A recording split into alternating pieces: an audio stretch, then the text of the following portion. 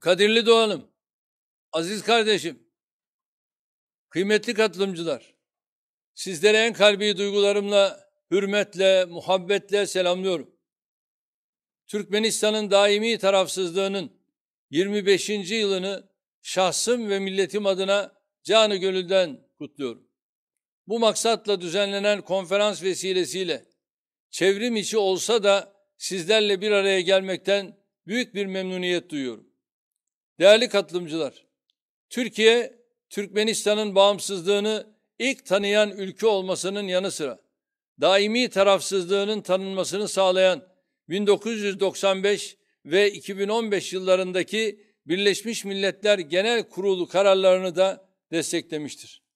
Türkmenistan'ın tarafsızlık politikası çerçevesinde uluslararası barış, güvenlik ve istikrarın tesis edilmesine yönelik olarak Birleşmiş Milletler ve diğer uluslararası kuruluşlarla yürüttüğü çalışmaları yakından takip ediyoruz. Bu alandaki verimli işbirliğimizi sürdürmeye kararlıyız. Daimi tarafsızlık statüsü temelinde sürdürülen dış politikanın bölgesel sonuçları da somut bir biçimde görülüyor. Türkmenistan'ın Afganistan'da kalıcı ve sürdürülebilir barışın tesis edilmesine ve Asya'nın kalbi İstanbul sürecine dair katkılarından büyük bir memnuniyet duyuyoruz.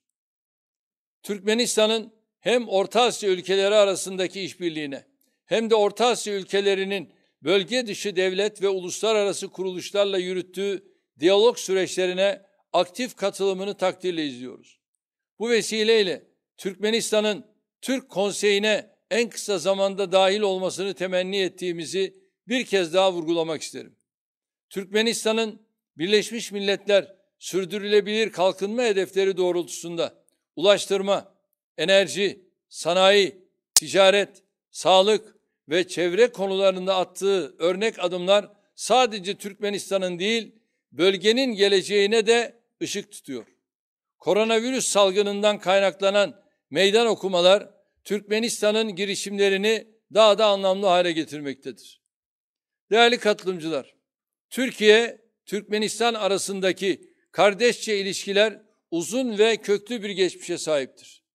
Karşılıklı saygı, işbirliği ve ortak çıkarlar üzerine kurulu bu ilişkiler siyasi, ticari ve ekonomik, eğitim, kültürel, sosyal alanlarda gelişerek sürdürülmüştür.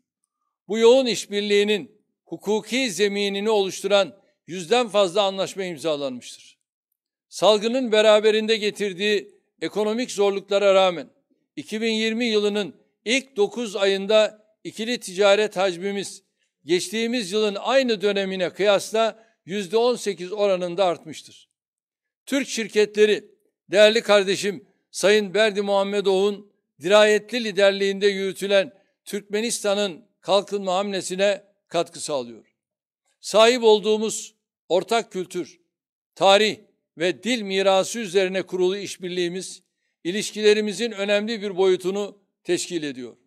1992 yılından bu yana Türkmenistan'ın değerli desteği sayesinde Aşkabat'ta faaliyet gösteren Ortak Türk-Türkmenistan Okulu, kültür ve eğitim alanındaki işbirliğimizin en müstesna örneklerinden biridir.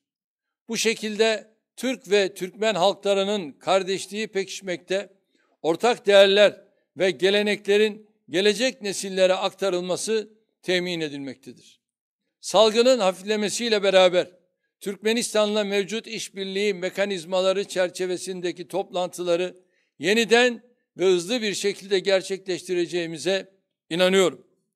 Bu vesileyle ikili ilişkilerimizin güçlenerek derinleşmesine destek veren Kadirli Doğan'ım Devlet Başkanı Sayın Berdi Muhammedov'a huzurlarınızda tekrar teşekkür ediyorum. Sayın Devlet Başkanı'nın şahsında tüm Türkmen doğanlarıma en kalbi selamlarımı ve sevgilerimi iletiyorum. Kalın sağlıcakla.